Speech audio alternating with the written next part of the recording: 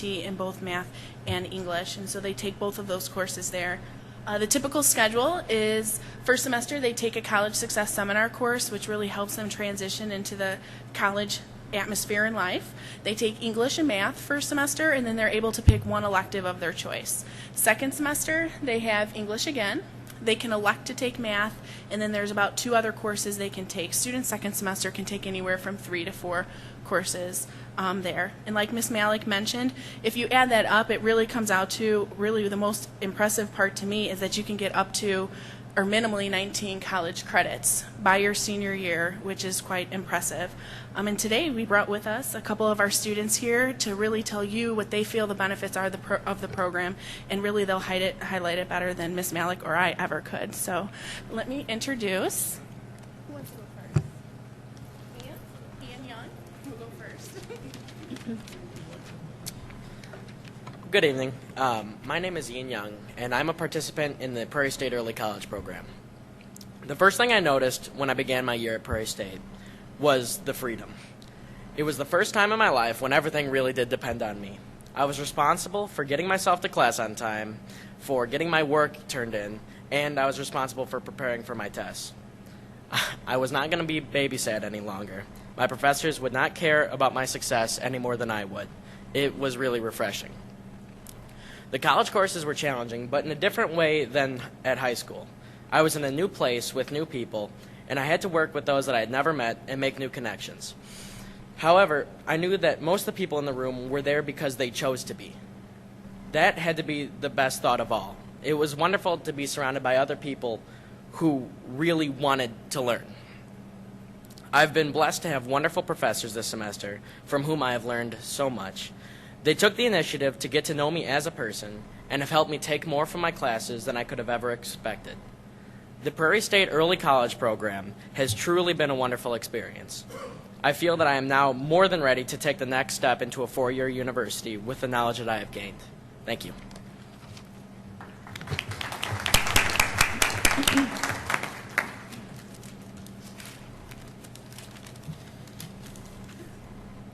Hello, my name is Clarice Hollis, and I just want to talk a little bit about how this program has prepared me personally for college.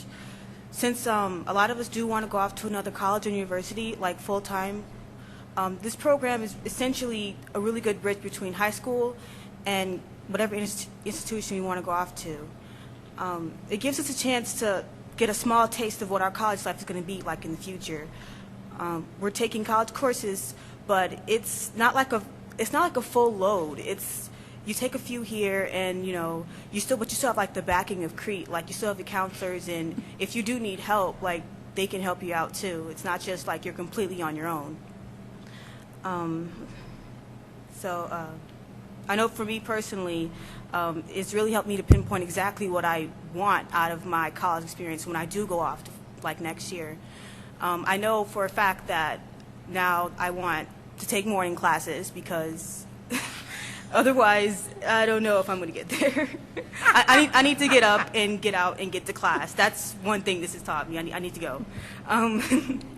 Another thing is good to know early. I know that I need to minimize the amount of work I do at a job because it is a lot harder. So I need to take care to balance my studies and my work. And I don't know, it's just this program is just so it's just so I guess awesome. This is the best word for it.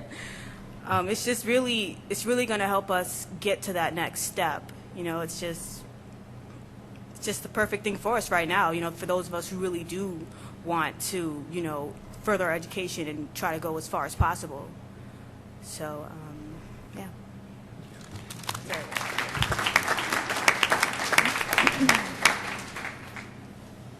Good evening, and my name is Keenan Harden. My peers, they couldn't have said it better, so I just give my rendition of it. My experience at Prairie State has certainly been an eye-opening one. I would always hear people talk about how much freedom you would have, but I didn't really understand. But now I know there's no one telling you to do your homework, to be on time, or to even go to class. And I understand now how much personal responsibility that you must possess to excel in a college setting. Furthermore, my experience has given me a guideline to the habits I need to have from my college experience in the future after high school. And it opened my eyes to the skills that I must perfect in order to be successful in my current choice of profession, which is law, in case anyone wants to know. And without this opportunity, I wouldn't have confirmation that this is what I wanted to do with my life.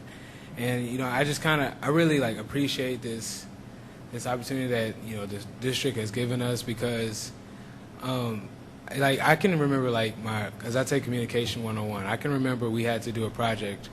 It was just a small project where we would just share something about ourselves. And, you know, going through, you know, grammar school and high school, you know, up to my senior year, I always remember looking at my peers' work and seeing how little thought they put into it. And it was like a breath of fresh air to see, you know, a classroom full of students who actually cared about their work, you know, what they brought in, and they took pride in what they did. And I knew that, you know, that's what I wanted to be a part of. And it was nice to know that I wasn't alone in this world, you know, in my quest for knowledge and my, you know, love for learning.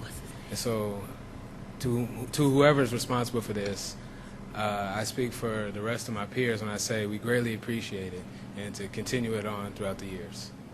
All right.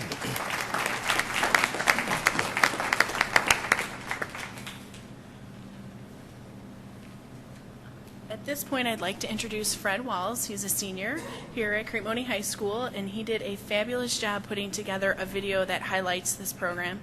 Fred, did you want to describe it a little bit? Yes, I'm Fred. Well, first of all, I'd like to thank Dr. Rogers, Ms. Hannigan, Ms. Gaffney, Mr. Riegler for giving me the opportunity to put together this video. It really was a learning experience for me. Basically, you know, the end of last year, the beginning of this year a little bit, I went out to Prairie State. I did some filming of some students, just basically getting together the basic, in a nutshell, what the Prairie State program, the early college program is, you know, as, you know, a marketing tool to show other people so that more people will be interested in taking the program. And so, yeah, that's it. Okay. Can all the board members, without getting up, see this screen in particular? Not that one, but this one. If not, you may have to get up. Okay.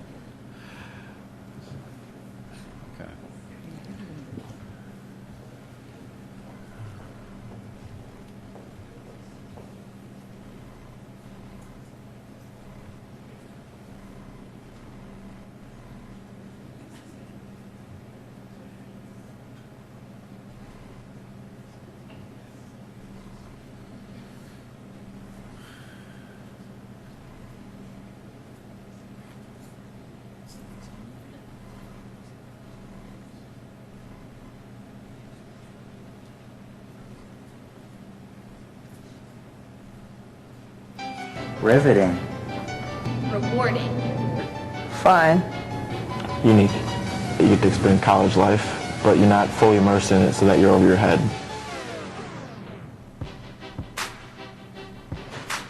For more than 50 years, Prairie State College has maintained a tradition of academic excellence. As a new and unique partnership between Prairie State College and Crete Monee High School, the early college program was created to offer college credit as well as high school credit at no cost to highly motivated students in the 12th grade. You get the best of both worlds. You get to go to college and high school at the exact same time and experience what college is like while you're still in high school. The early college program is open to all senior high school students enrolled in Crete Monee High School.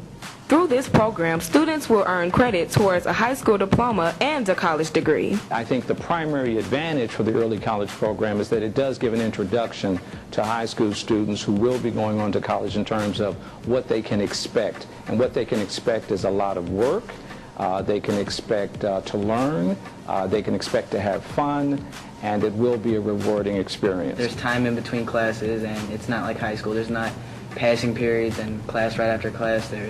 usually 30 to 40 minutes in between each class, and you only go to 2 classes a day instead of 6 every day. The major benefit is that, they get that college experience, before they actually would, be actually enrolled into a college.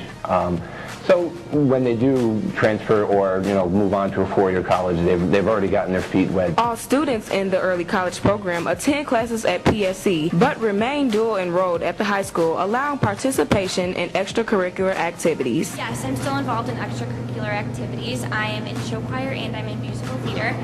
That was the major concern for me, that I wanted to be in other extracurricular activities while being in the program, but it did not interfere at all. In fact, I had more time even to focus on extracurricular activities because of my scheduling. From free college tuition to textbooks and the freedom to choose a course schedule that best fits each student's life, the opportunities of the early college program at PSC are endless. The first requirement for admission into the early college program is talking to someone at Crete Monee High School, and they will identify you as a student who is a high-achieving senior. You have to take our placement test and test in college-level English and college-level math. Dr. Rogers and Mike Dogan, Dr. Raki and myself, we wanted to see how we can get students to be college ready and also to jumpstart their college education. We had a lot of them take the pre-placement tests. We placed them in college classes. We even have all students in a room together to kind of match their courses across the board. For more information, visit www.cm201u.org.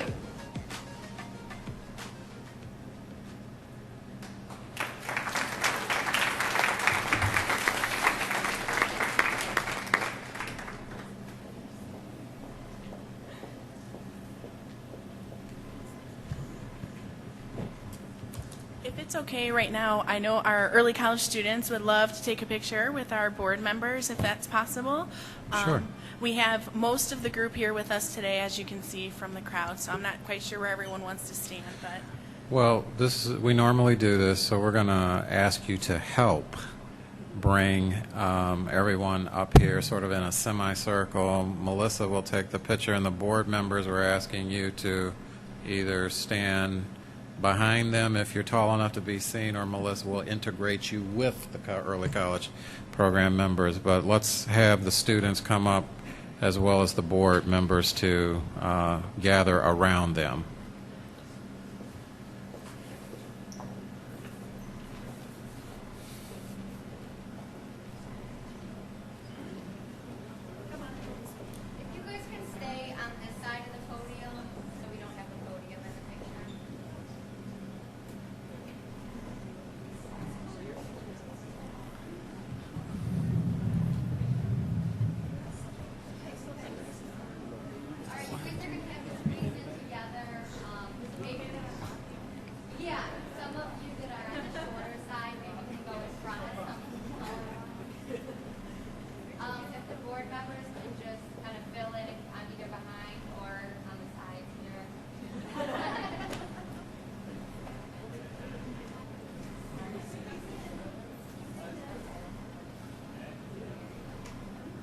So you're probably going to have to come around.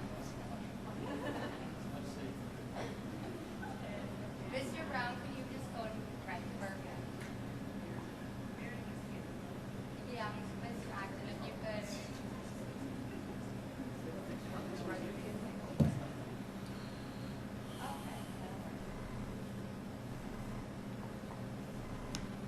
All right, ready?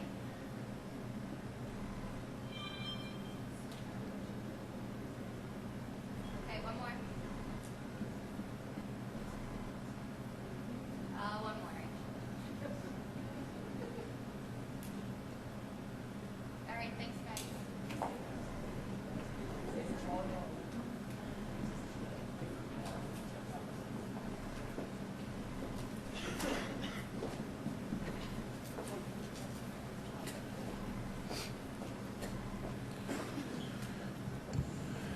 Well, I would like to be the first one to say something. At this point of the program, usually the board members each would like to speak to the presenters tonight, meaning the entire group.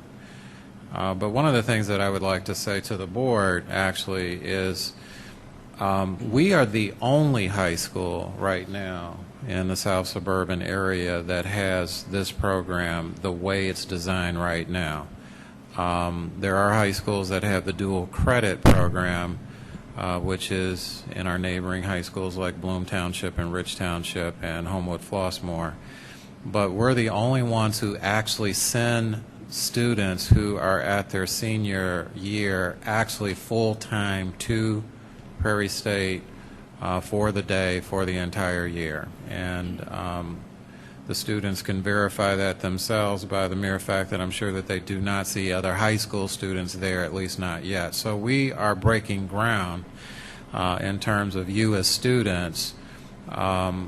When we talked about this, I'm going to tell you up front, Prairie State was very nervous about allowing seniors to come full-time because they were not quite sure whether or not, number one, that you were mature enough, and number two, were you really truly academically prepared to take college-level courses. But after last year's group, they were most impressed, and they are still most impressed with you as a group, and they have not regretted the decision, and that's to speak highly of you and your parents and your teachers who support you. There was something that was also said that, well, let me finish this thought about Prairie State.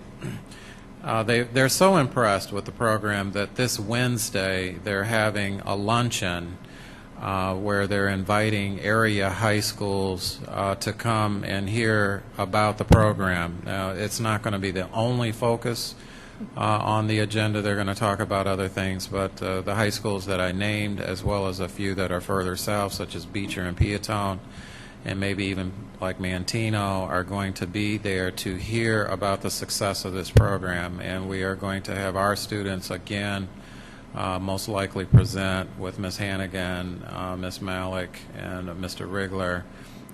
If they have time, they're going to show the same video and so on. If that's successful, the president of the college has asked, so I'm letting you know now in case your counselors or Ms. Hannigan or Ms. Malik has not told you, the Board of Trustees of the College of Prairie State may be asking for representatives of this group to come and speak to the Board of Trustees of Prairie State College to talk about the success of this program. So it's making news. It is definitely breaking ground, and we certainly appreciate the effort and the academic progress and the performance that you have made at Prairie State. The last thing that I want to say that I think that is extremely important, I think, is what one of you spoke to tonight, Mr. Harden in particular. And that is the fact of the experience is somewhat eye-opening, and I hope that you do not keep the experience just to yourself. I think what is so critically important is that you express to your peers, both at the senior and junior level especially, or whatever peers that you have, even if it extends down to the freshman and sophomore level. And I will be encouraging Mr. Rigler and Ms. Malik and Ms. Hannigan that I think your story needs to be told in front of several classrooms, because I think students need to understand how important it is to be prepared for the college experience if they're going to do anything beyond high school. It is a lot of work. It does require tremendous study habits and tremendous self-discipline and tremendous motivation to be able to be successful. And also, I think it's an opportunity for you in a constructive way to sort of rate your preparation here at Crete Monee High School, because if you find that there are things that we are falling short of in terms of if there's things that we need to do better in, whether it's your English classes or your math classes or whatever classes that you think are of great importance to be successful at the college level, you need to certainly talk to your counselors and talk to your principal to say, you know, although I think Crete Monee High School has given me a good education, in having to step into the environment of college, I think we would do so much better if we would do more of this, whatever this is, at the high school to better prepare us to be able to achieve even at higher levels in our college classes. I think that's an opportunity that we're depending on your voice to give us that advice and to give us that input so that we can continue to serve the students here when you leave, to serve them even better. For Fred, I would like to say to the board, we sort of have treated Fred since last year. This project in particular, I think, has helped him to really look at what it means to be an entrepreneur and to have a business. We actually set a contract with Fred where we did pay him to develop this promotional video because we are going to use it for marketing and promotion, as well as some other work that he's doing for us. And I think that he realized how much work is involved and what editing and critique and being cross-examined and to say we don't quite like that and you need to do this part over and that part over. I think maybe that was an eye-opening experience for him, but one that was very worthwhile if Fred wants to continue to work in this aspect, in this career area of what I call media and broadcasting. So again, Fred, you did a great job, and early college program people, you've done a great job tonight. So I'm going to turn it over to Mark Rose, our president. Thank you, Dr. Rogers, and thanks to all of the students that are participating in this early college program.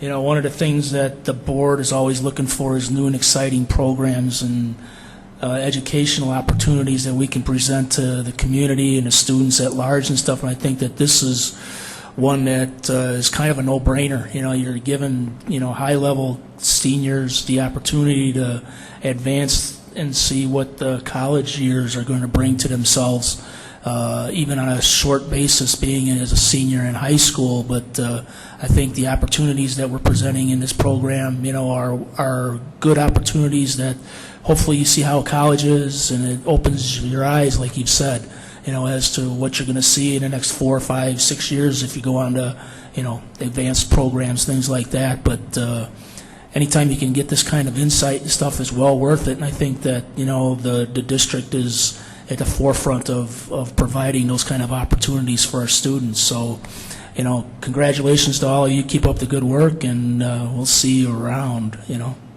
So. I just wanted to congratulate all of you on your courage, because I think that should be recognized, that you all kind of took a leap of faith and, you know, decided to leave your little nest of this comfy high school and what could have been probably a pretty easy senior year for most of you, because you probably have most of your credits already. And I think it's wonderful. And coming from someone, a parent of 2 daughters who last year refused to participate in this because they didn't have the courage to leave here, and now when I see what I'm paying per credit hour at where they go to school, I think it's wonderful. And wow, what a great thing to have, you know, almost 20 hours that you'll be coming out with, you know, credit hours. It's, you know, more than a semester. So I just say congratulations, and I think the best thing you can do is encourage the juniors now, you know, that are going to be making that decision, those who are, you know, qualifying for this, to really give it a good look and to think about participating in it, because it's just wonderful.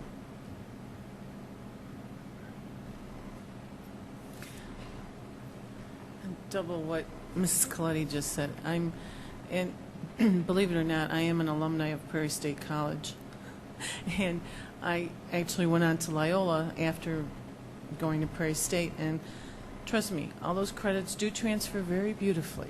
And what you're doing now is basically being one step ahead of everybody who's going to be a freshman in college. And great. I mean, it's the best program I think we could have even possibly tried to offer. So, great job. I would like to also offer my congratulations to you and also to your parents, because if you garner up to a semester of school, of college credits, that means you got one less semester to go to school, which means one less loan, which makes your parents feel pretty happy, you know. But I really do. I mean, this was not a short thing in coming. I want to congratulate Dr. Rogers for all the work he did. We started with articulated credit about 20 years ago. Have been working toward this goal for a long time. And to see you up on campus, and I do every now and then because that's where my office is, I think it's just great. And I want to thank you for what you've done for Crete Monee High School, because your success reflects directly on what goes on in the classroom in this building. And we greatly appreciate your determination and your drive and your hard work that's showing off. Thank you very much. Okay, I'm going to put a parent on the spot because I remember them talking to me in my yard some years ago. Mike, is that you back there? Mike Waiter was sharing with me the difference between the AP classes and the need for something like the Prairie State College. You remember that? And interestingly enough, it's just what's happened here tonight is parents talking, and as Dr. Rogers said, students, you sharing the information. I wanted to say to you guys, good evening, leaders, because that's exactly what you've done. You've taken the role of leaders in starting this. You know, I know it was last year, but just the diligence by which you guys have taken, the reins that you guys have taken. I remember earlier, maybe 2 months ago in the September board meeting, you came and said, we're mature, we can handle certain things, and from what I hear, you guys are doing a great job at even transporting yourselves to and fro the facility. So if you didn't, you know, or anything bad came about with this program, bad news travels fast. But we really need to do what you guys have done tonight, as Dr. Rogers said, in moving forward to make an example of just what we say is our mission, is to educate world-class learners. And you guys have done a great job thus far. I wish you continued success in your efforts in doing just that. I think it was Mr. Heisel who just said, what you do and the mark that you leave behind is going to be an example for Crete Monee for years to come. So we just really appreciate what you guys have done, and especially taking the chance and opportunity. I'm with Nancy in that I wish my son had done it, because again, the dollars parents know, having to pay for those college courses that they could have gotten a little cheaper here in Illinois would have been a whole lot better. So economically sound, it's a great program, and I'm just so glad that you guys have taken the opportunity to take the reins and run with it. Thank you. Well, I guess I can't say any more that was already said, but you know, if I can go back, I'll say a few years. I graduated out of high school after my junior year, and I don't think I really have stopped going to college since then. It's only been a few years ago. But keep up the good work, young ladies and young men. Education is power. Believe me, I'm a testament or a testimony to that. I'm a witness to that. And I want to see you in another 40 years out there, okay, in college with me. That's all.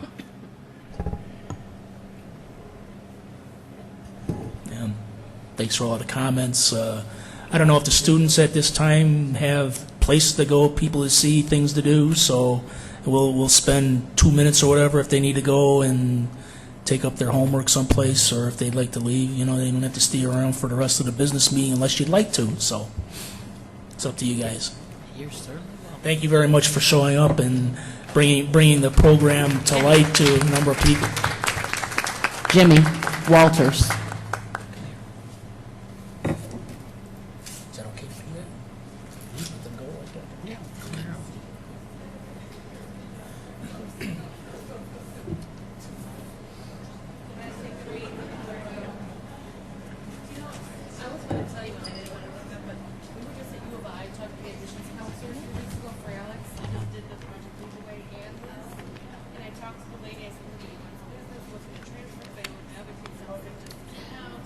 Everything is taken very safe. Low towards it,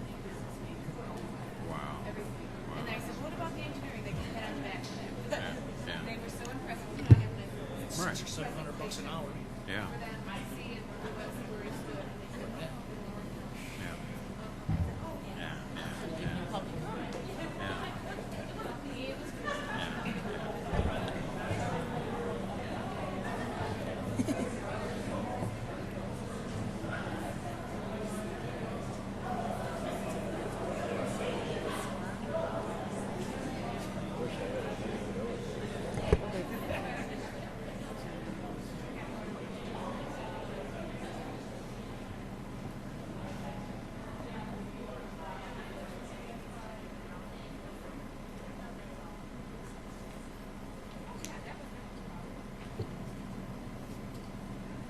Hey, Mark, did you open your envelope?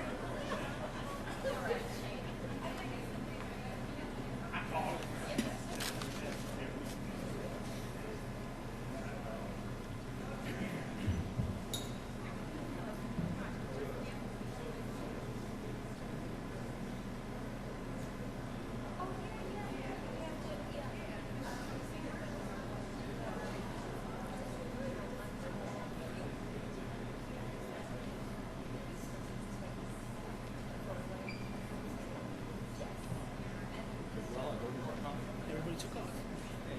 So thank you for doing that. Last time I do that. Thanks for giving Prairie State my lunch. I say, wasn't that video short? No, that's a short Oh, video. it's fine. Yeah, it'll fit in. That's not a problem. Yeah. But it's not Prairie State's lunch. It's mine. Oh, that's right. That's right. You're right.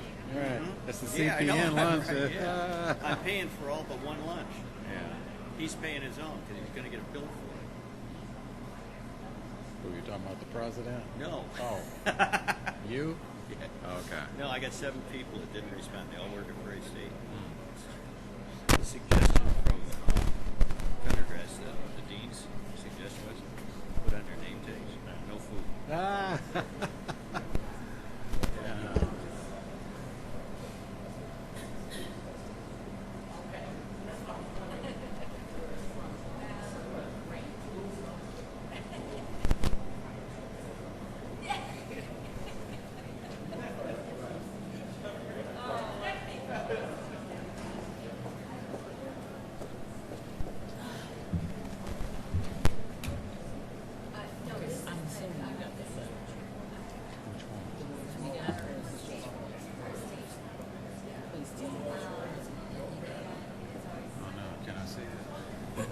As soon as everybody else shows back up. Some controversial. Did you see that? No. Lord have mercy. Why do you all get stuff and people just bypass me? Well, because that's salacious. Yeah. And no return address. No return address. Yeah, I don't mind you sending me some, but I need you to put your name down. I just said, I don't mind you sending me some. I just need you to put your name down so we can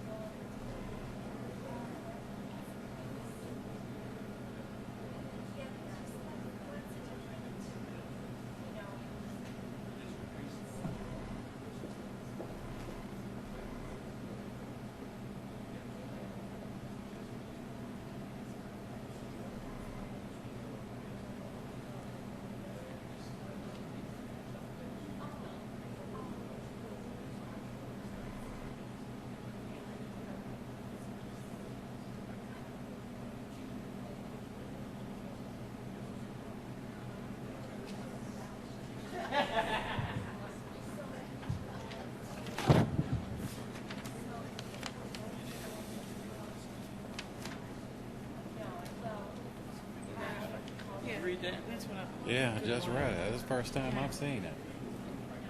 That's why I'm trying to get something to sign this because I don't know why.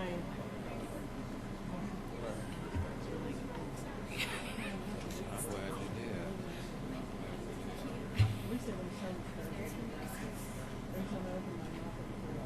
What are we supposed to do about it? We did our job.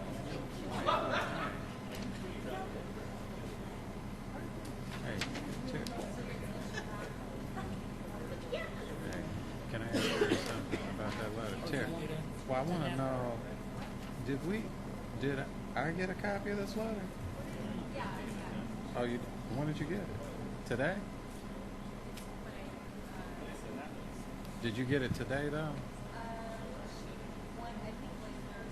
Oh, okay. Yeah, I would like, yeah, give it to me tomorrow. I read the letter now. Did you read it? Okay, all right. Okay, all right. Okay, all right.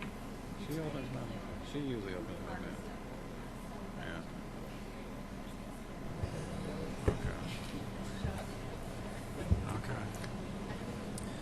Okay, I'd like to move on with the rest of the agenda that we've got on here. We're still in the around the district portion of it, so I don't know if Dr. Rogers has anything yet to... Yeah.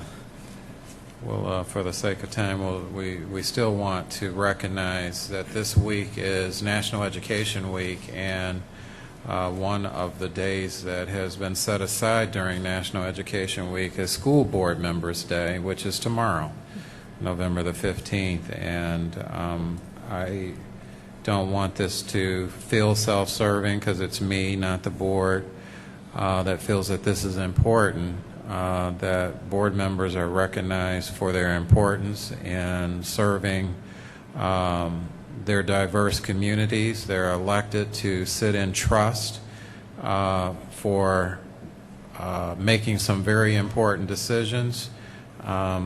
They have been charged with meeting community expectations and aspirations as it involves public education and their children. They're also entrusted with the guardianship for the wise expenditure of scarce tax dollars. They're also responsible for maintaining and preserving our facilities and grounds and other areas of the district that the community has put their trust in.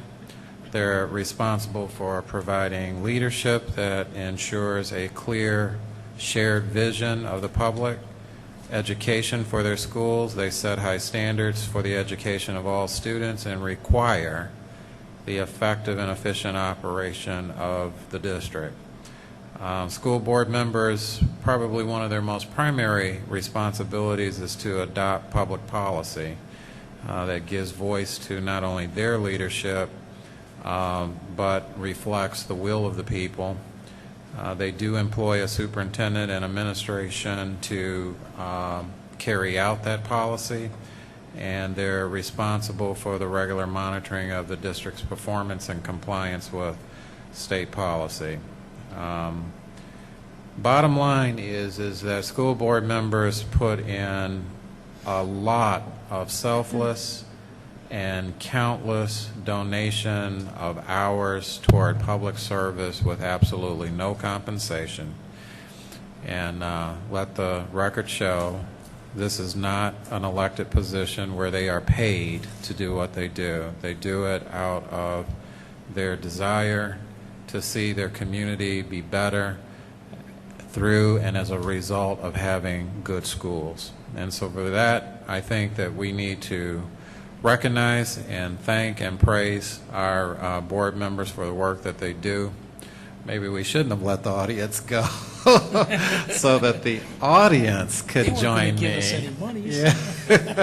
The audience can join me in appreciating our board tonight for all of the work that they do. Would you please give the board a hand tonight?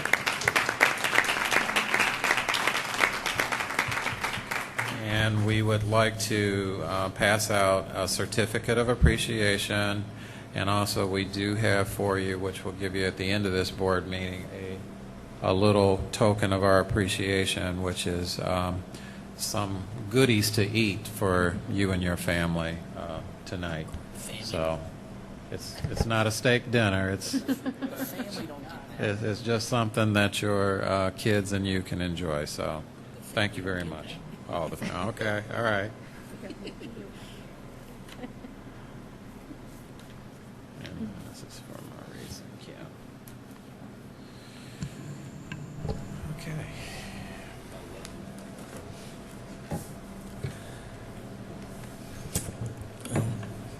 Thanks for the kind words, John. I know that just a brief comment, being a board member is something that I never thought that I would do many, many, many years ago, but there's quite a bit of joy and good things that come about being a part of a group like this that tends to want to be a leader in the community with the education of our children. There's nothing more important than educating our children, and I feel that every member that's up here and stuff, that's the ultimate goal of all of us, is to provide the best education that we possibly can for the next generation of students and community members. So I don't know if anybody else wants to make any comments about I will, Board President. I just want to say to the few that remain, and certainly to my colleagues on the board, I agree with President Rose in this case that we certainly, it's not about money. It's certainly about a unique interest in serving the people and the constituency. I personally, I remember being in college and a professor gave me the definition of what board members look like. And I'm one of those people that love to challenge what is stated. Just the status quo. How about that? And essentially, I think a board member or any person that is in leadership looks like a person who will listen, who will embrace others and others' ideas and opinions. So I'm honored, actually, regardless of pay. And sometimes you get a lot more from people when you aren't being paid. The Bible speaks to money being the root of all evil. I don't know that I agree with that in the big scheme of things. The love, that's right, of money is the root of all evil. But I caution you, and I've said it to so many people, we do spend more than the third Monday of every month sitting before you. There are numerous committee meetings. There are numerous meetings that others sign up to do, conferences, workshops, and it's all for the betterment of us learning and embracing other ideas from other areas. And I'm not saying, I guess I want to say somewhat, when you do something good, you do deserve to be recognized, and not so much for the work that you're doing, but more importantly, for the voices that you're giving to your constituencies. We all can't go to one location and speak to the legislator, but you have elected people who are willing to do that and do it for you with great fervency. So I just thank you all for giving us the opportunity to serve you in that capacity. Thank you. Okay. Moving on then. Do we have a need to go to close? No. Okay, no closed. Next item on the agenda is the consent agenda. So I need a motion to approve the consent agenda as listed in the minutes. Move. Moved by Mrs. Coletti. Whoa, that's okay. It's an attack microphone. That's all right. You didn't break it.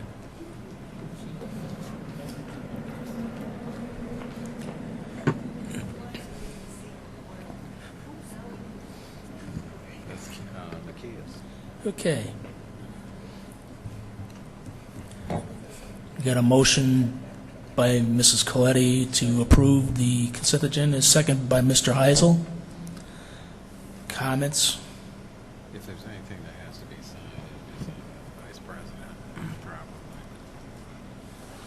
Nothing on the consent agenda? If so, then will the secretary please call a roll? Mrs. Coletti? Aye. Mr. Heisel? Aye. Mrs. Sanders? Aye. Mr. Brown? Aye. Secretary, aye. President? Aye. The motion to approve the consent agenda is passed. We have some donations that we have received.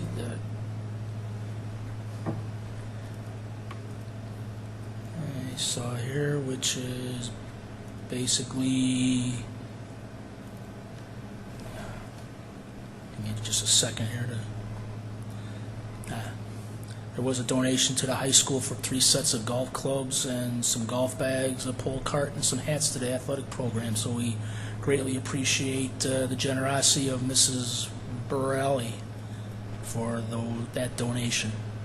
I'd also like to thank the Will County State's Attorney's Office for a visitation that he made to some of our buildings. John R. Connor and Jim Glasgow, the Will County State's Attorney, for speaking to family and community members about our children and being safe online. So we greatly appreciate their time too and the assistance in our district. Moving on, the action reports that we have on the agenda are Mrs. Borelli. Golf club. Yeah, I already did her. I went backwards though, but the next item we have here is an action item for the Career Preparation Network invoice. This is a network that comprises 6 partners, and we are being invoiced for them for services rendered to the district. So I don't know. They need to have a motion to approve the paying of the Career Preparation Network invoice. Move. Moved by Mrs. Coletti. Second. Second by Mr. Brown. I don't know. This invoice is the second year that we have been presented with this. As you know, last year when the state was under financial duress, of which they still are,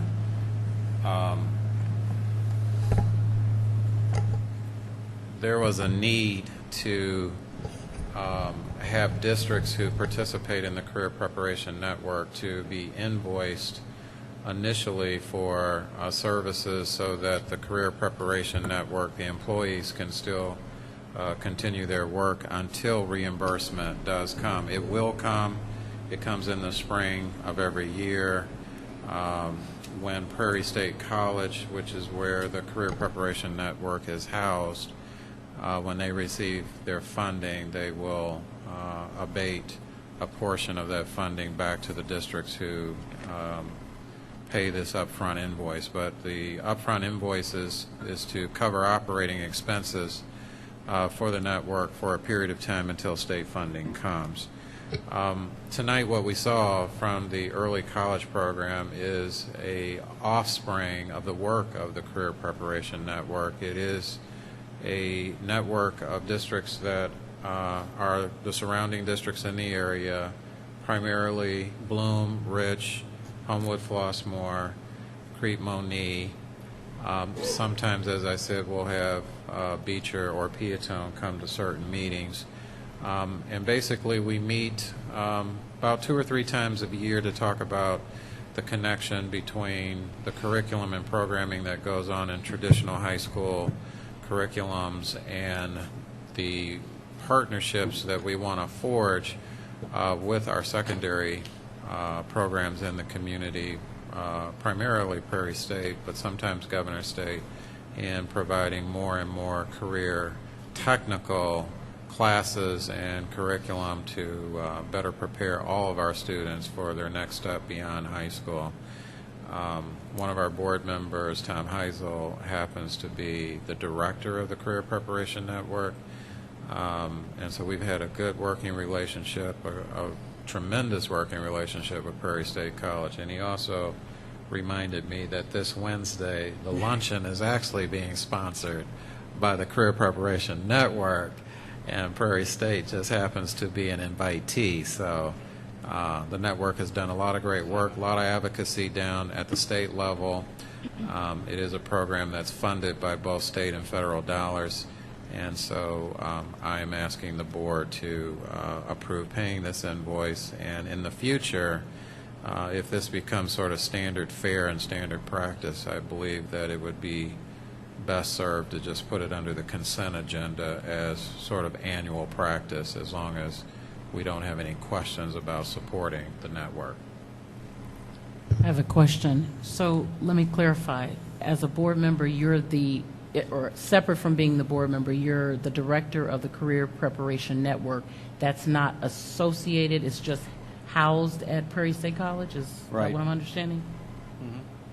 And when we don't have any conflicts in that? No, that was cleared long ago when I first got on the board. Okay, I'm just, I it's will not clear, I'm just and- asking. And when it comes time for the vote, I will recuse myself because since it's my organization, I can't vote on it. Okay, that's what I'm asking. Thank you. Now, so that everyone does understand, though, that what the CPN does for you, it coordinates state and federal grants, and basically for the $9,000 and change that the district pays, you'll receive $97,000 and change in grant money. And if you don't want to pay the $9,000, that's okay, but then you lose the $97,000.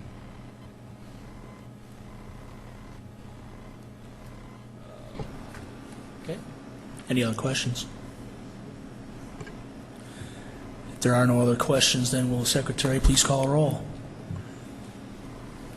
Mr. Heisel? Mrs. Sanders? Aye. Mr. Brown? Aye. Mrs. Coletti? Aye. Secretary, aye. Mr. President? Aye. And motion to approve the career preparation invoice is approved. Next item that we have on the action items is a presentation of the 2011 tentative tax levy by Mr. Bob Bruce. November of each year is it's that time of year again to start talking about the tax levy. December is the primary month where all of the public hearing, the presentation, the board will vote on the levy. November is a month for its tentative figures. It's to kind of get the discussion started and to show you where all the numbers are as of right now. At our finance committee meeting last week, I went through, all the details of the calculations and all the supporting documents and all the information in great detail.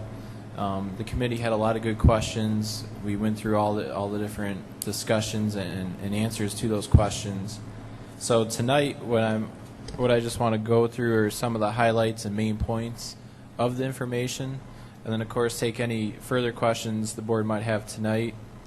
And then, most importantly, between now and next month's Finance Committee meeting and next month's board meeting, if you have any questions in the meantime, to come to me with those questions so that, the information is very clear by the time we get to the December board meeting when we have a public forum or a hearing regarding the actual levy. The district's tax levy must be approved by the board and filed with the county before the last Tuesday in December each year. And the information being presented tonight was discussed at the November 9th Public Finance Committee meeting. And also I had sent out, the packet that's in board book today was sent out on November 2nd and then has been posted on board books since, I believe, November 10th or 11th. Some of the key points I just wanted to point out would be the overall process. Like I talked about in November, we discussed the tentative levy, and then typically each year there's a public notice posted in the newspaper notifying the public of the public hearing that's held in December.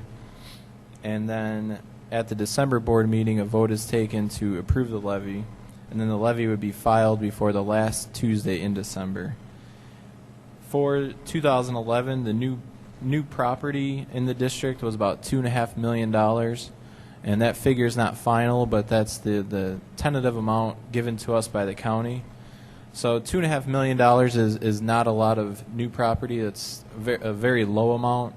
Last year, the district had $32 million in new property, which helped to generate a lot of new tax revenue. But this year, the $2.5 million is not going to generate very much new tax revenue to the district. The existing property values in the district as a whole declined about 7%.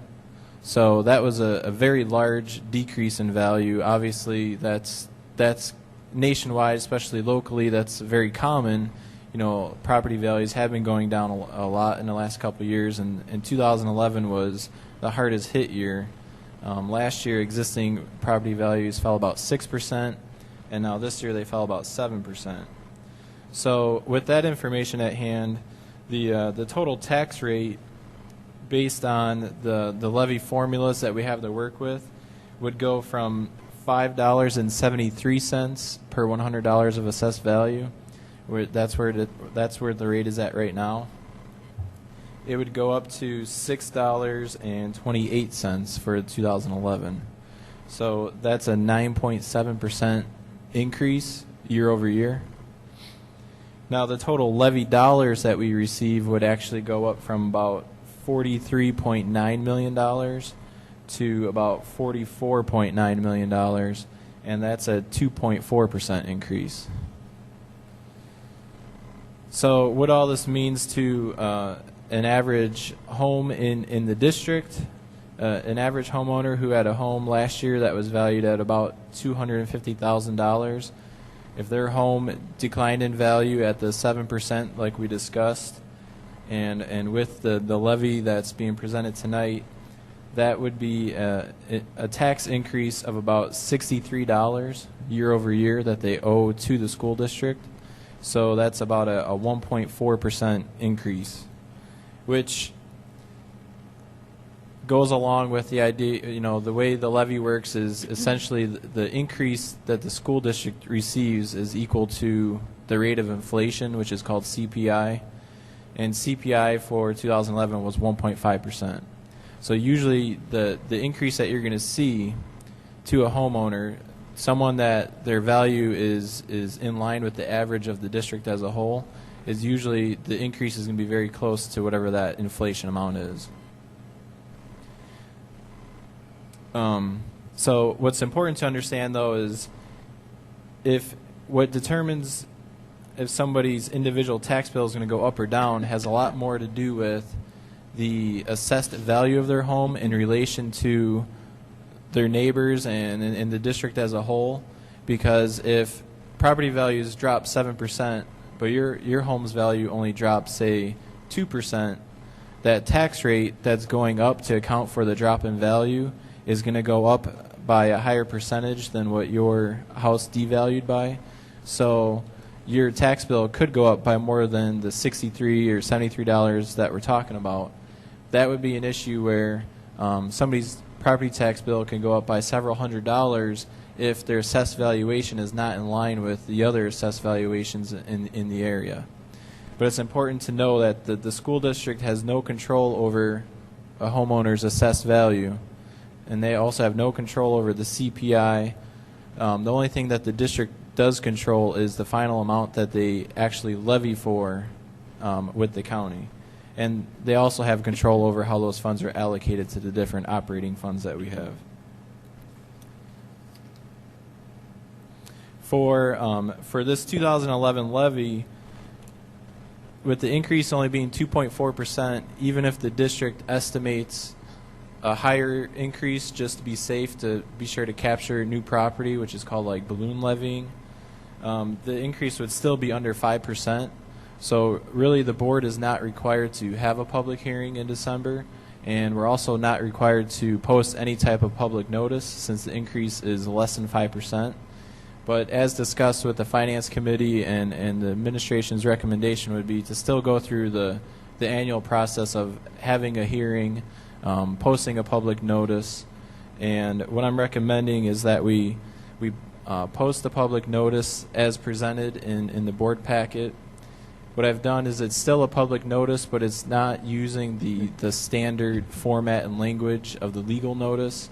It's more user-friendly. It's, you know, without the public notice being required of the district, what we want to do is go ahead and post something that is actually more understandable and easier to read, since we have that opportunity to do that. So I would recommend that we post the notice as presented, because it helps to just lay out in very simple terms what the increase is, what the increase means, and what somebody could expect in their tax bill, as opposed to the standard format of the public notices can be kind of misleading and hard to understand, honestly. And then the public hearing in December would be called more of a public forum, since it's not really a legally required hearing, and it's not required by law. So for tonight, the only the action that I'm asking and the recommendation is that the board approves the tentative figures as presented, and that you approve the posting of this public notice in the Southtown Star, and approve the meeting date in the notice, which indicates for the next board meeting in December, we would have the public forum for the public to have the opportunity to come in and give comment on the levy before a vote is taken. So if there's any questions right now, I think now would be a good time to go through any questions you might have with the figures that were sent out earlier this month. Before we do questions, because I kind of messed up the sequence of how we're supposed to do this, though, too, so I'd like to entertain a motion to approve the tentative tax levy as Bob has presented, and also approve the public notice and public forum date as presented. Moved. Moved by Mr. Heisel. Second. Second by Mrs. Coletti. Now that we have that on the table and stuff, now we're open for questioning to Bob, if anybody would care to do so. Bob, recognizing that you said you don't have to do it as a legal notice, I know for transparency's sake, I hope that was the case. The question I have is, and we always do this, we keep putting it in the Southtown. I've looked, other districts do put their budgets and this information. Why are we not able to put it online? I noticed we put the budget online after we passed the budget. So if we're able to do it, why aren't we utilizing the technology that we pay for to have it listed there in a timely manner so that people can see it? And even though it's not legally required, since we're going to do it, are there going to be any changes from what is presented initially versus what will actually go forth? Because the public will obviously not get an opportunity to see anything that may or may not change, since in the beginning they're not necessarily privy, or whatever's the legal language. I want to know if there are changes, how will they be communicated in the event that there are? To address your first question, the tax levy information is posted online each year. Okay. You can see the information from last year is all out there and posted. And when will that be posted? For this, this is the tentative. When will, before the forum, or? Well, this tentative information has been posted online, available to the public since November 11th. Once the levy is, if it's adopted in December, the levy information would all be posted on the website under the business page section, since there would be our final levy as being adopted at that point in time. Then I guess my next question must be for Dr. Rogers, or maybe even Melissa if she were here. So that's a seek and search type situation. For some of these captions that we have, is it possible that we could have that scrolling or somewhere? Yes. I mean, to say it's seek and find, that's a little bit. I know what you're saying. It is online on Board Book in terms of the Finance Committee. These documents are listed there, but I know what you're saying. Certainly, just like we should if we don't, for the budget every year, we should have it on the very home page under one of these captions. And we can do the same thing with the tax levy information. So tomorrow, between myself, Bob, and Melissa, we'll work on some language to make sure that people are aware of the tax levy meeting, the public forum that we'll have, and the invitation for the community or the taxpayer to come to that meeting to ask questions. We can certainly do that. Thank you. To address your second question in regards to if there are any changes, the information presented tonight will not change between now and then what you'll see in December for the public for the December tax levy to be adopted. Once that tax levy is adopted, that number will not change. The amount of dollars being levied and submitted to the county before the end of December, that number will not change, and it cannot change. Whatever is levied for is the final number that you can levy for. What will change is each year what Crete Monee School District and most districts do is that you levy for slightly more dollars than you expect to receive, so that you are sure not to miss any new property that can come onto the tax rolls. Like I said, for example, the estimated new property right now is at $2.5 million. So based on that figure, I can tell you what the anticipated amount of dollars will be that the school district can levy for. However, come April, when final property values are given to us by the county, which we don't have right now because they don't have the final figures yet, if that number comes in even a little bit higher, let's say $3 million, if we only levied for the dollar amount based on the $2.5 million, that additional revenue that could be generated by the new property would be lost by the district this year and then every year going forward. So what you want to do is you always want to levy for a little bit more than what you think you're going to receive. And then in April, when the county returns back to us the final levy, they adjust that dollar amount back down to the exact amount it should be at. And then the final step is to approve the allocation that they send back to us.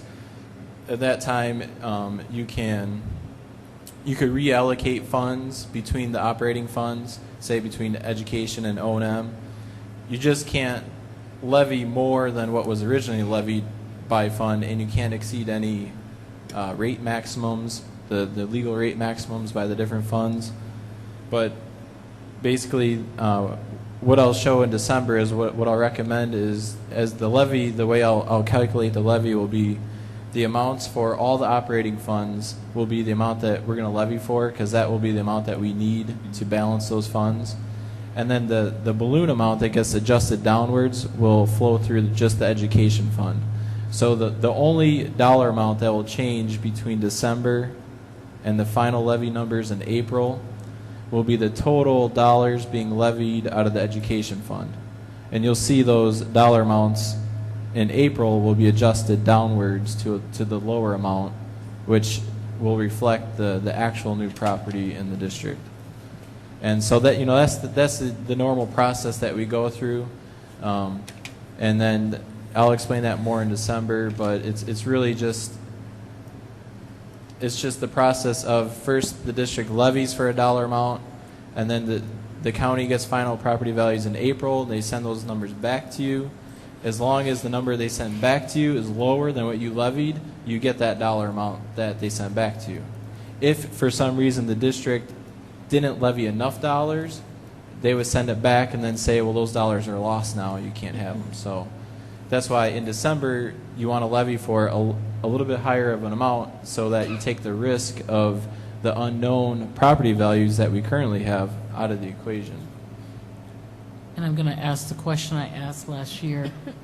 In April, when it's determined, I remember there was an issue in the assessor's office, is it? That we had an opportunity once we learned what the levy amount was, that we could go back and say, hey, maybe we could save some money, save the community or whatever money. So that date, at that point, would we actually do that this time, or again, just go along with the plan, business as usual?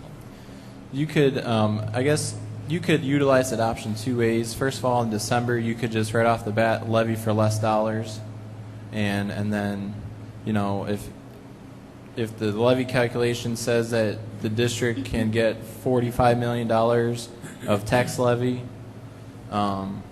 based on, you know, all the figures in the state tax formula, but if the board elects to only levy for, let's say, $40 million, you know, there's an option where they could take $5 million less in the levy.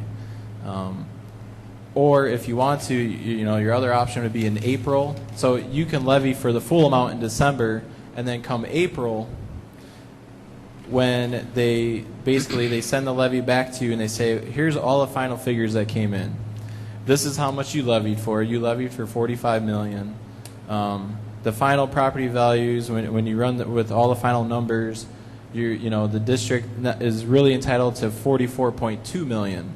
So you levied for 45, so you can take the 44.2, the full amount, if you choose to. Or at that time, you can elect at that time as well to take a lesser amount if you want to. You know, and the way you would do that is you would have, not to go into great detail, but you would probably want to abate some debt service dollars, which would be a temporary one-time abatement of tax dollars, as opposed to if you take a lower amount on your operating levy, it's a permanent choice that you're making. You're taking less revenue this year, and then that you'll lose that revenue for every year going into the future as well. So you take $1 million less dollars this year, over 10 years, that, you know, compounds, it would be over $10 million of lost revenue. So you can see on the board report, this part that I didn't cover this part, I wanted to, but the 2011 or fiscal year 12 operating expenditures is $67.9 million. Our revenues to cover those expenditures in the district for all our revenues except for property tax revenue is $21.7 million. So that's a $46.2 million shortfall between our expenditures and all of our revenues outside of property revenue. So that we would be left with a $46.2 million annual deficit. So that is why that's the mathematical justification to requesting the $44.9 million levy that we're requesting. Now, you know, you can levy less, but the 44.9 doesn't even cover the 46 that we're looking for. So, you know, that's just an important information to look at before the board makes a decision on whether or not to accept less money from the levy.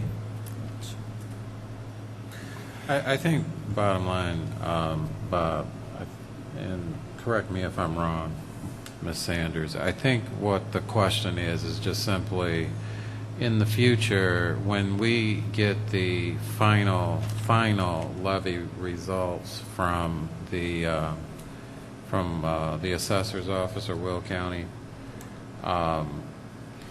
do we know, does that come in on a definite date that we know of, or is this any time it could be in April? Well, the way this has historically always worked in the past, and then how we did this last year was in December when the levy is approved.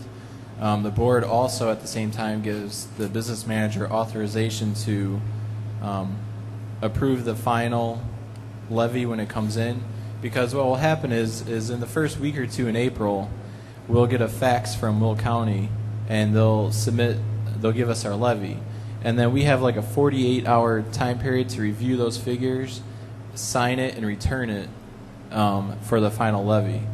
And so there isn't time to bring the final levy to the board first, because there's a limited time frame. So, you know, it's always known that you have to be in the office that week because the levy's going to come in.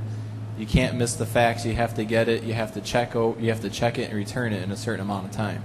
So that's why in December, you know, the board gives me a certain set of parameters saying that we're asking for this dollar amount, the dollars are going to be allocated to the funds in this way, and any adjustment between what we're levying tonight and what the final levy comes in at, that variance will be taken out of the education fund specifically. So really there's no judgment on my part. I'm just executing what the board basically told me to do back in December. So that's like what we did last year in terms of, we said we levied for $44 million.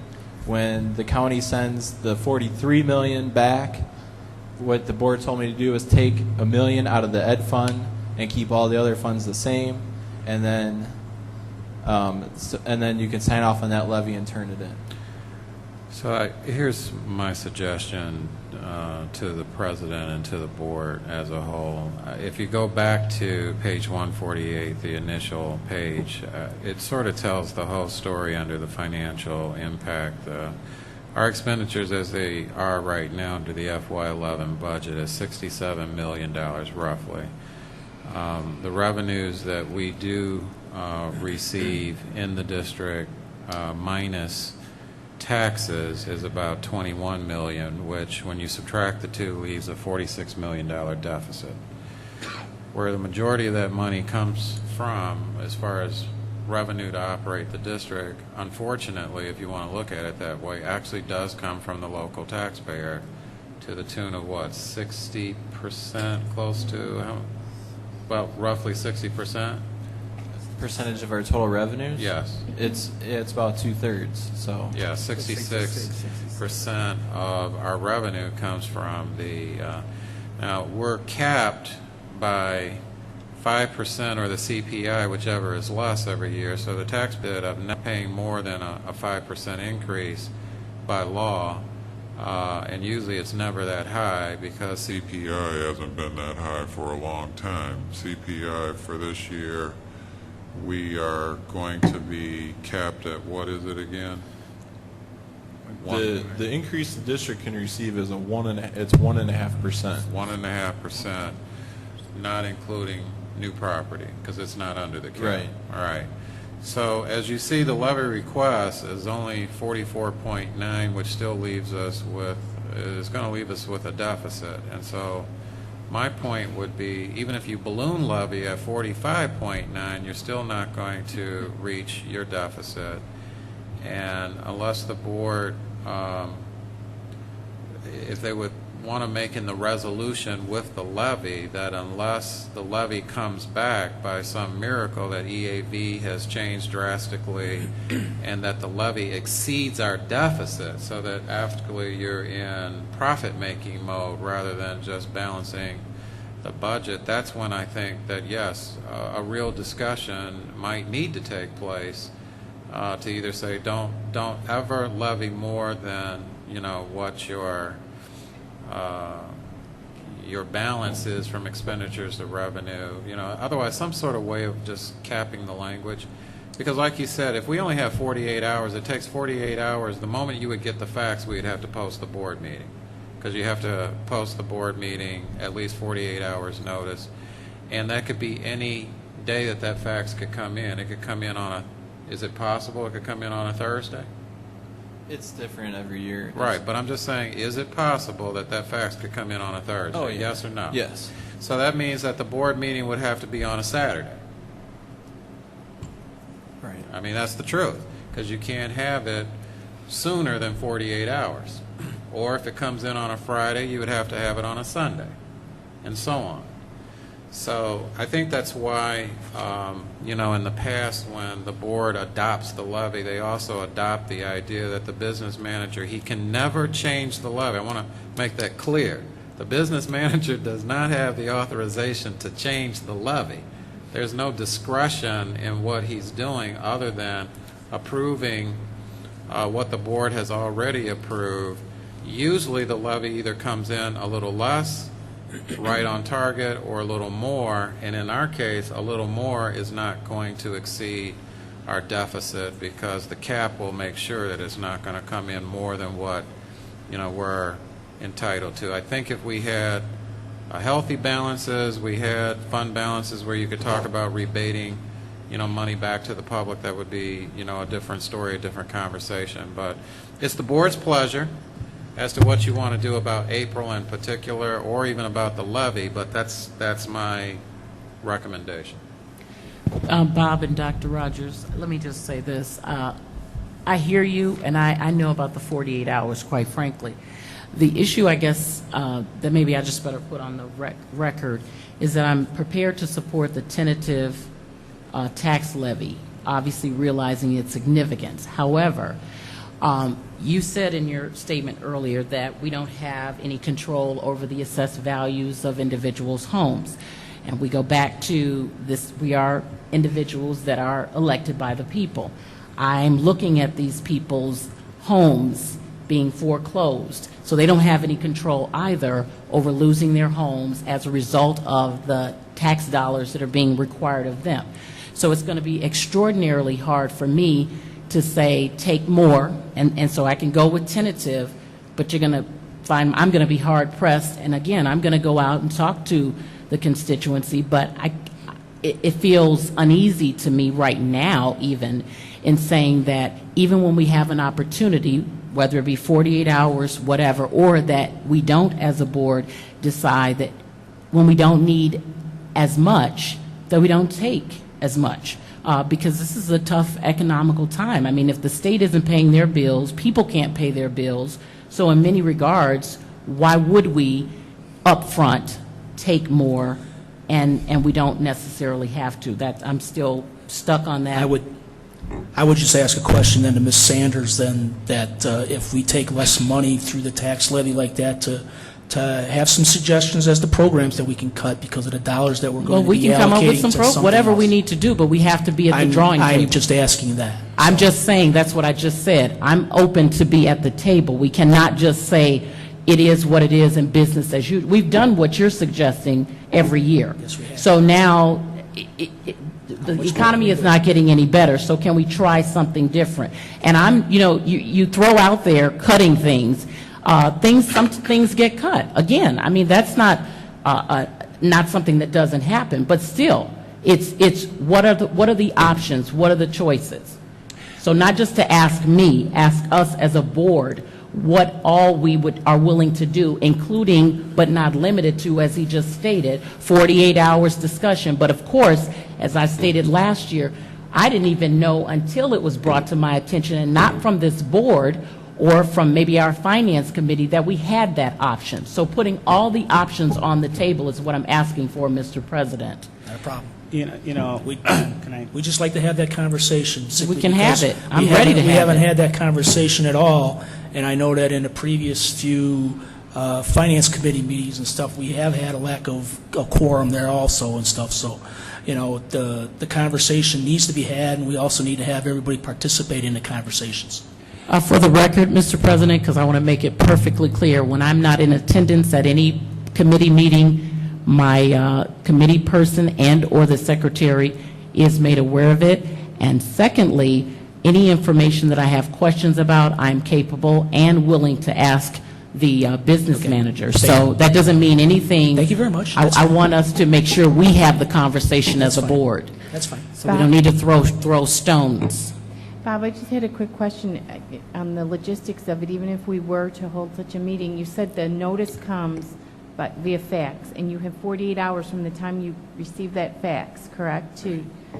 I don't think that in April, when we receive the final numbers, the significance of the logistics in April doesn't have to be an issue. I think that based on what the different possibilities are, parameters could be set in December at the time of adopting the levy that would just simply say, I mean, you can say, just using our numbers for example,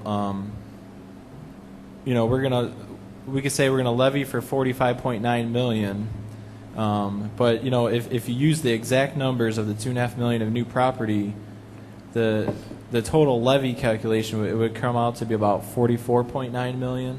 So the balloon levy of the $45.9 million would just be to capture any miracle new property that's so unlikely anyway, you could say in December, when they send the final numbers over, we're saying right now, don't take anything more than 44.9, or don't take anything more than 43 million. You can set a number, and then and additionally, what you would probably want to say is, if we're going to cap it at 44 million, no matter what the numbers come in at, if the number comes in at if it comes in $500,000 higher than what we capped it at, we would, I would recommend that you direct me to abate that $500,000 from the bond and interest fund. Therefore, you're capping it at an exact dollar amount, and then you're leaving your options open, because now in this year you capped it at 44. You abate the $500,000 for this 1 year out of debt service, and then next year you can make the decision again, and you can do it on an annual basis, rather than taking the capping your operating funds this year, because then you're making that decision this year, and that decision will be final for all years into the future.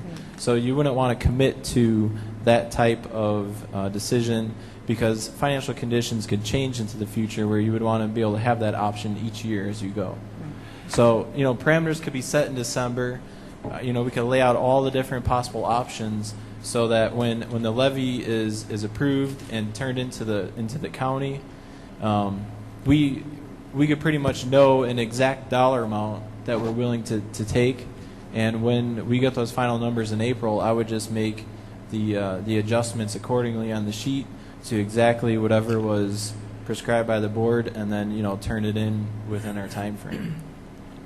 Bob, I don't think anyone on this board wants programs to be cut. I don't think that's any direction we want to go. However, a couple days after we had our financial meeting, I was confronted by a few people that I represent in my district in a negative way. And as Ms. Board Member Sanders said, that I'm on a mission to go out and talk to the people that I represent to see how they feel about it, so on and so forth. I need not say how difficult things are in the economy, how difficult things are in homes and finance, so on and so forth. So I just want to make sure that we're doing everything within our power. One of the options you said that we can do was take less for loan debt service and make it up with working cash. And I thought that was a bad option. So you don't borrow money to pay off loans. But I maybe want to revisit that. Take a look at that. And there's other potential funds that we may be getting. Maybe look at that as an option as well. So I just want to make sure before we go to the public and ask for a property tax increase that we did everything in our power, creative-wise, knowledge-wise, and the whole 9 yards, that we're doing the right thing. Right. Well, I think the most important thing is at the December Finance Committee meeting, I'll bring all those different options to the committee, and and we could discuss it then, and between then and the board meeting as well. Okay, thank you. And I'm also going to say this. I think that what I told the board about a month or two ago, we really are, we do need to look at the budget, look at what we spend, probably more so than the revenue, because the revenue is just sort of a function of what either the state gives us or what the property taxes are, because it's a combination of state funding, state aid, local property tax, and federal funding. And it's somewhat fixed within a range. I understand, board members and their obligation to the community. I understand the economic times.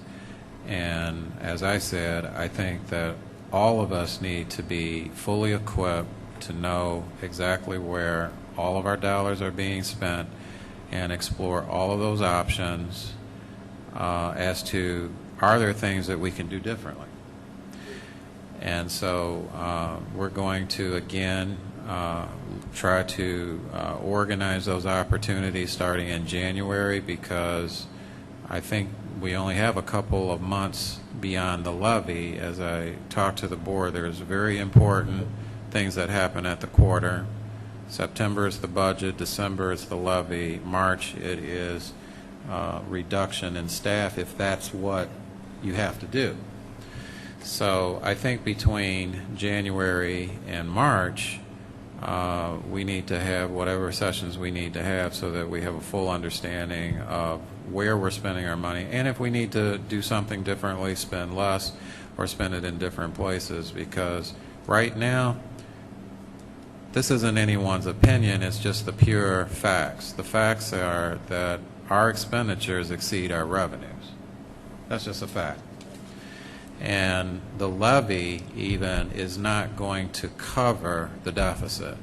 So if we're uncomfortable with that, and we feel that our public is still uncomfortable with that, then we need to have the conversations that we need to have to do something to change those figures so that we're not as uncomfortable. And if that means having a balanced budget, that's what it's going to mean. Or, as you said, Member Brown, if money does come down the pike in terms of capital development funds or what we do with our working cash, we're going to have to talk about what are we going to do so that we can all, as much as possible, feel comfortable with what we do and that we represent our publics well. You know, Dr. Rogers, I have never, in all my so many years of living, seen times as difficult as they are now. So if there's any type of inclination that we could put the brakes on increasing or having property taxes increase to bring revenues into the school districts this year, we don't know what the future brings, but this year, this upcoming year, we need to do that. That's all I'm asking and saying. Okay. Any other comments at all? We do have a motion on the table to approve the tentative tax levy as presented and approve the public notice. So would Ms. Secretary please call the roll? Mr. Brown? Yes. Mrs. Coletti? Aye. Mr. Heisel? Aye. Mrs. Sanders? Aye. Secretary, aye. President? Aye. Motion for the tentative tax levy is passed. The next item on the action items is a Iroquois paving settlement due to improvements in the Exchange Street construction. They're asking for costs due to cancellation of the contract. So I need a motion to approve the settlement payment to Iroquois Paving in the amounts specified in the settlement paperwork. Moved by Mr. Heisel, Second. second by Mrs. Coletti. I don't know, Bob, you want to elaborate a little bit on that? The board approved Iroquois Paving to make improvements to Exchange Street in May of 2007.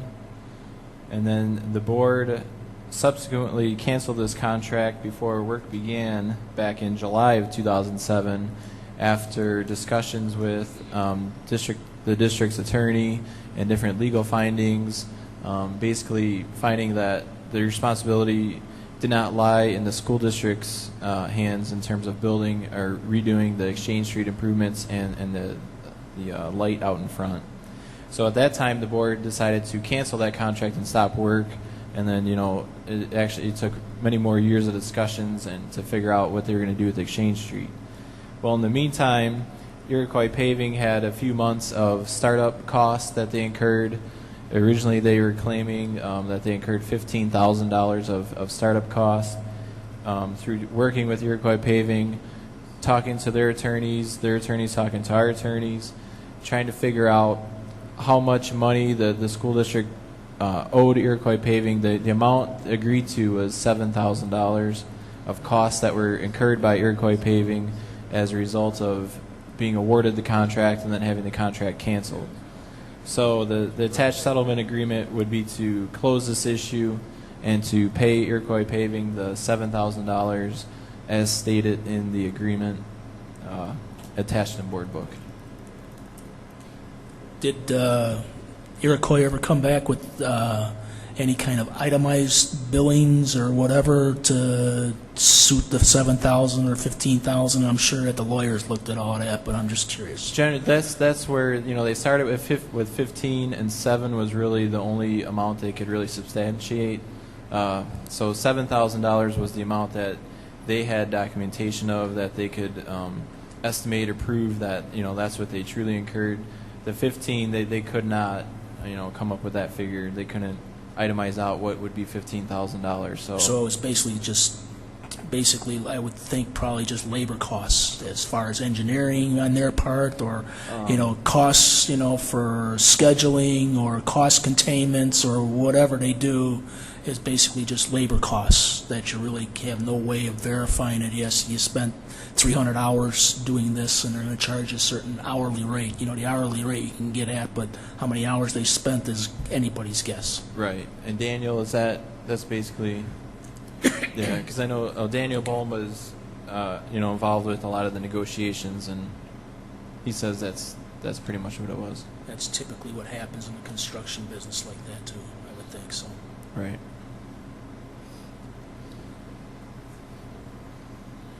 Any questions, comments? We do have a motion on the table to approve the settlement based on the information given, so if there's no more questions, will the Secretary please call a roll? Mrs. Coletti? Yes. Mr. Heisel? Aye. Mrs. Sanders? Aye. Mr. Brown? Abstain. Secretary, aye. President? Aye. The motion passes for the payment of the settlement to Iroquois. The next item on the action is seeking to go out to bid certain summer 2012 projects during the coming months. So I need a motion to approve the management facilities people to go out and get certain bids for what they want to do this coming summer. Moved. Second. Moved by Mr. Brown, second by Mr. Heisel. Bob, Daniel, anybody? Pretty basic, I would think. Right. November is the time of year that we start to plan for this summer and the different projects that we're going to complete. We asked the board for permission to go out to bid for these different projects because if the project is going to be completed over the summer, now is that time of year that you have to kind of get the process moving so that the project could be fully planned out and ready for implementation come summertime. The different projects that were all discussed with the Finance Committee last week, basically there is $96,000 worth of asbestos abatement in our different facilities that would be paid for with life safety funds. Other proposed projects include to replace 2 boilers at the middle school. The estimated total cost of that is $468,000. To replace controls on the gymnasium rooftop units also at the middle school. The cost of that would be approximately $48,000. Also to provide direct digital room thermostats at the middle school for a total cost of $54,000. Other potential projects would be to provide additional power and electrical upgrades at the middle school for a cost of $180,000. And finally, to establish a soccer field on the high school grounds for a total estimated cost of $90,000. So these are the various projects that we're asking for permission to go out to bid, to start planning these projects. And then closer to the summer when we get the bid results and we have more information on potential funding that might be coming to the district, final decisions on which projects are selected, if any of them or if all of them, can then be made at that time. But if we don't go out to bid now, we won't have that, we won't have the choices to make later on, because bidding would have to start right about now.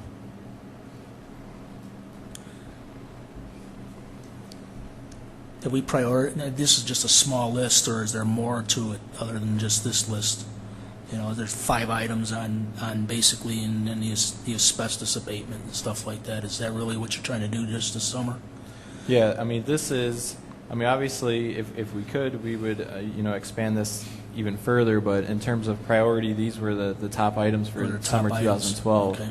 And it's already, well over what our annual allotment would be. So unfortunately, we would love to add more items to this list, but I hope that we could even address these ones on the list.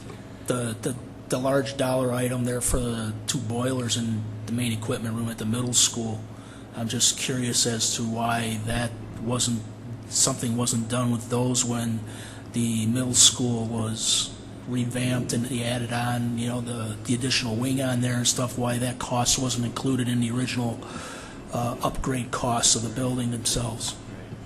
I'd like to have Daniel speak to that for me.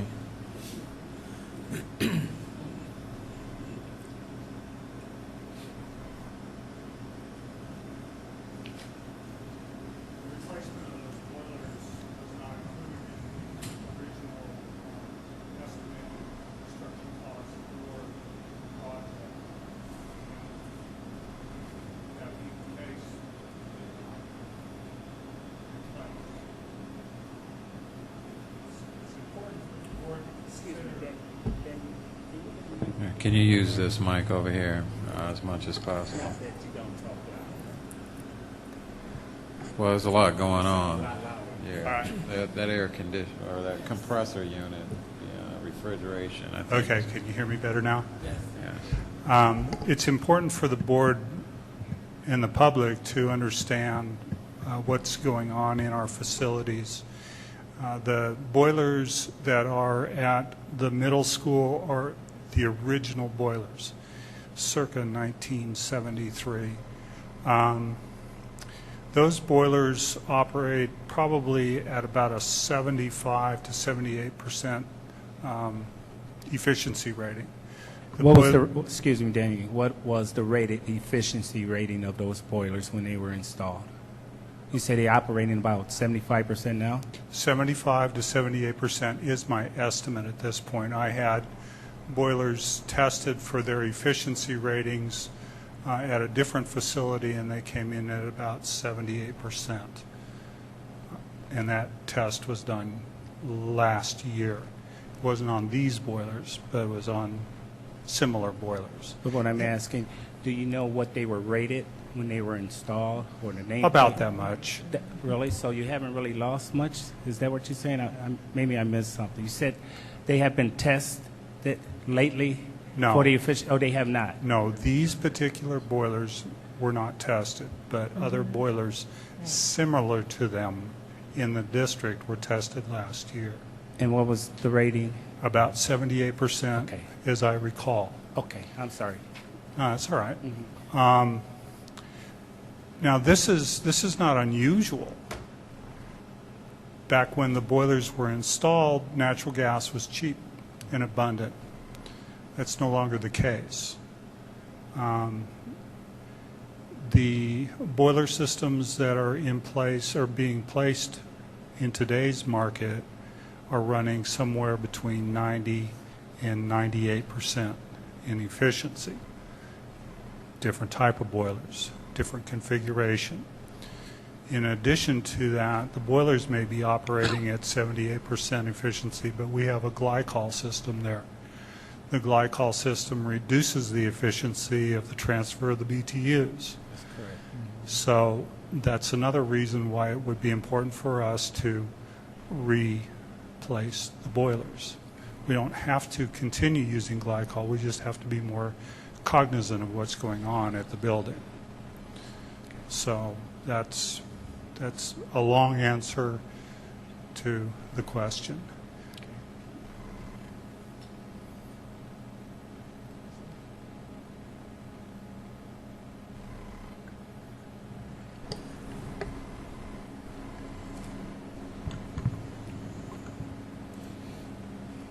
just want to remind the board that all we're asking for is the ability to go out and get the pricing. Yeah. Doesn't commit the board to the project until the bids come in, and then the board decides whether or not they want to commit at that point. In terms of one of the members asking, is this it? Technically, there is a larger list that we're developing over a 5-year period, and if we do receive additional money from the state in regards to capital development projects or operating expense money given to O&M, we will revisit this conversation with the entire board, probably the Finance Committee first and then the entire board, as to are there things that we might want to add to the list based on additional revenue. Okay. We do have a motion and a second for going out for bid for summer 2000, so if there's no more questions or comments, will the Secretary please call a roll? Mr. Heisel? Aye. Mrs. Sanders? Aye. Mr. Brown? Aye. Mrs. Coletti? Aye. Secretary, aye. President? Aye. Motion to approve the bid projects for summer 2012 is approved. Okay. Next up here we have administrative updates, which goes to, I believe, George Elrod for Freedom of Information requests. My first update has to do with the Freedom of Information request from Anderson and Anderson Associates, attorney at law, regarding a current student and a range of documents ranging from grade reports through any medical reports and to evaluations. These documents today, it states that the status that is pending due to the additional time request for the extensiveness of the request. The request was fulfilled today. So to date, all of these items that we had within our records were tendered to the law office of Anderson and Anderson as of earlier today. Okay. Are there any questions?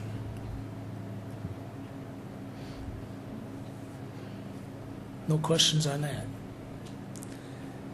Okay. Next item in the informational is the Will County Road Construction Project, I believe also by Mr. Elrod. Okay, this next item is one that the issue is the realignment and the reconstruction of the exchange, section of exchange that from the west of Crete Road to Country Lane in Crete, otherwise known, as some of us has been around for some time, as the S-curve. The closure is outlined more specifically in a letter that I copied as an attachment that states the specific range of time beginning in the summer of 2012, and running until the fall of 2013. So there will be a definite impact on bus transportation as well as local and drive-through travels that usually run through from Indiana and other access points off of 394. So the proposed section that will be, well, it's not proposed, the section that will be affected will be from Route 394 all the way into in-town Maine, although they've already done construction on Main Street back to probably in about a mile or 3/4 of a mile already. So that section will probably only be open for local traffic. So some of the challenges we have to deal with based on our constituents who live in and around that area that go to Coretta Scott King, the middle school, the high school, the 6th grade center, those facilities will be impacted as such that some of those parents will need to provide their own transportation because buses will not be able to access some of those areas.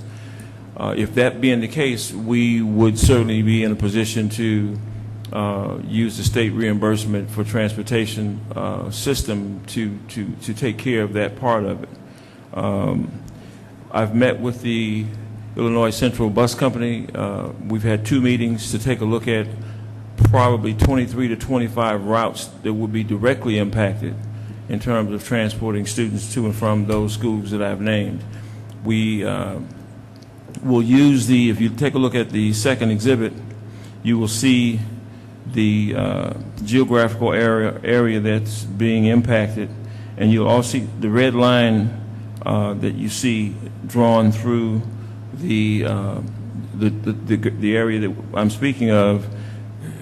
Will take in 394 to the north to Steger Road, bypassing Richardson Road and going west over to Route 1 and bringing in students from that way. We've divided up a quadrant of students who would come out of, for instance, Balmoral Woods area versus the Willowbrook area, so that we do not have an overwhelming amount of bus traffic going in on Steger Road. While we will take this as a main detour as they have prescribed, we will also divide up our buses that are impacted so that we can bring them in equitably to these schools that are impacted.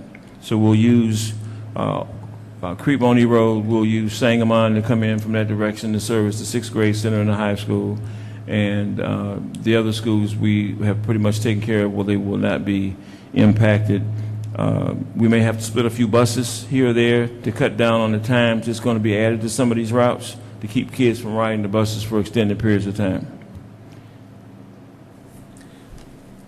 Just out of curiosity, I know that they're pushing all of the traffic north to 34th Street, it looks like. If they looked at anything going south of Exchange, because I know that Burrville's been repaved going out to 394, and that may be a more expeditious way of transporting students south from, the Main Street Exchange like that, to use Burrville versus going all the way up to 34th Street. So, well, as a part of the quadrant I spoke of, we've kind of split it down the middle, if you will, using Richardson Road as the cutoff point between the two in terms of main thoroughfares, and we are looking at Burrville Road as a possible alternative to that one detour.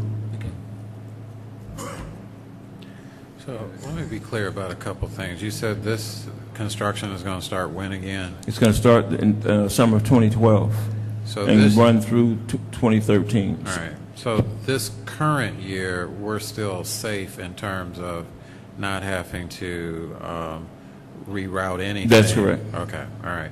And did I hear you correct? Because I didn't know this piece. I know we've talked.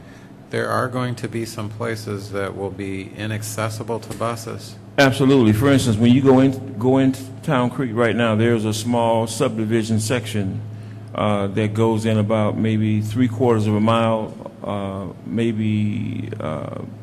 3/4 of a mile on the south side of Exchange Street. There's probably maybe 4 or 5 kids that come out of that area that the buses currently pick up. Those parents, because buses will not be able to access that area, they will have to have an alternative way to bring their kids to school, which would be to drive them to school, and then they would get reimbursed at the state rate as far as transporting their own children to school. We will. First of all, we're going to definitely, those people who we know are going to be affected, they'll get this information. The entire school district I've already met with Melissa Berta to start looking at a communication campaign. We've got roughly 6 months to work with at this point to not only make this information available to parents of kids who are going to be directly impacted, but to the entire school district. Okay. And then last of all, those that will be the most impacted in terms of be cut off from what I would call normal bus transportation. They'll still have the option, or will they have the option to, if it means driving out of their subdivision to take their child rather than to school to another bus stop somewhere? That is one of the options that we've discussed in our 2 meetings with the bus company. Right. So we have a series of meetings that we're going to even discuss possible use of, Illinois Central has availability to provide probably maybe 3 to 4 15-passenger vans that are sanctioned by the state. You can't use anything larger than that. 12 passengers, I'm sorry, 15s have been outlawed by the state because they have a higher rollover rate than do 12 passengers. So there may be the possibility of using some of those to access some of these harder to reach areas. But there will be the possibility of running a shuttle to certain spots to pick up students in clusters who may have to be at least located to those designated points to be picked up to come to school. Okay. I just want to make sure that the students that are in that main affected area and right where that S-curve is happening, that they get special attention and treatment and conversations and all of that, because all we need to do is, if there's 5 or 6 of them there, they have 5 or 6 parents over here and stuff, why didn't you guys do something with that and stuff? So I just want to make sure that that small little number gets some special attention. Yeah, we've looked at very thoroughly the first 2 or 3 meetings, and I've identified, like I said, 23 to 25 routes right now that are going to be impacted, and that particular area has particular sensitivity to the planning. Any other questions? Yeah, one of them is I'm looking at the stages. Waltz will be left alone until stage 2 from the looks of it. All right. Is there a possibility, or are they going to shut down the complete road to bus traffic, that we could have a bus sitting in Waltz parking lot, use shuttles to get the kids to Waltz and board the bus there and then bring them in? Currently, I'm not aware of them laying hands off of Waltz. That Daniel and I have had conversation. What we're trying to do is get a meeting with the engineers of this project so that we can learn very specifically what the detail is going to be. Because at this point, if they cut Waltz off, unless they buy up a parcel of land with the farmer there to get an entrance off of 394, they're going to be cut completely off.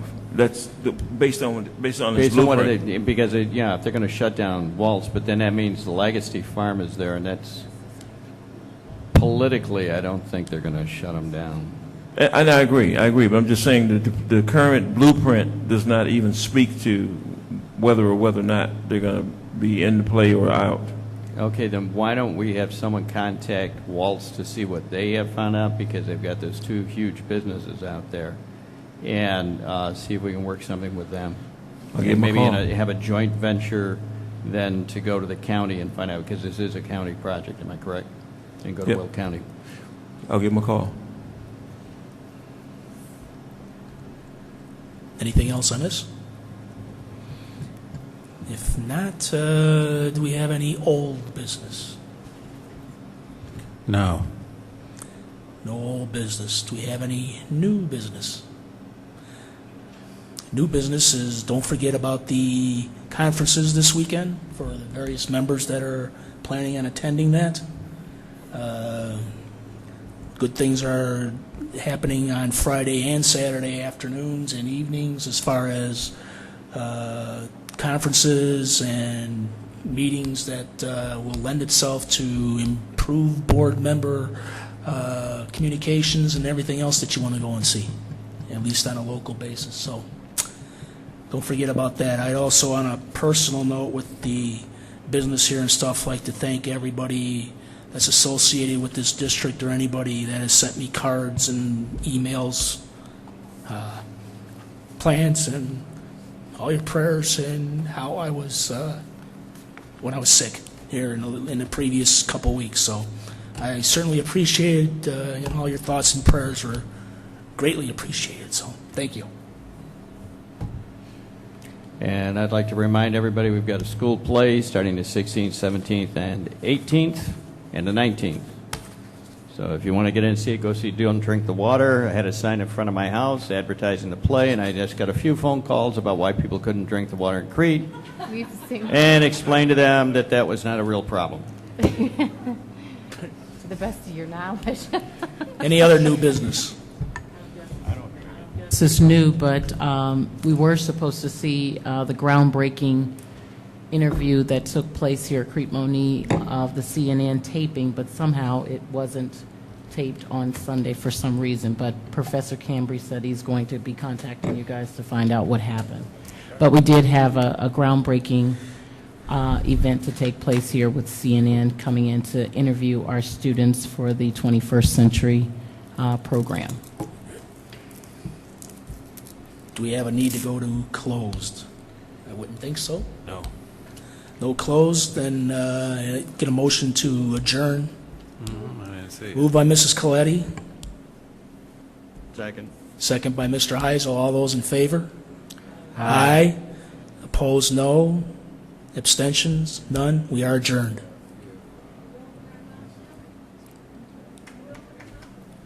Pardon me?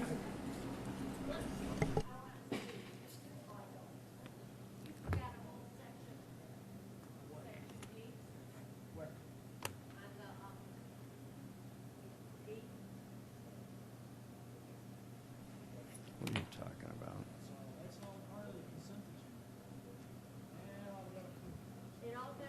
It's all the consent agenda.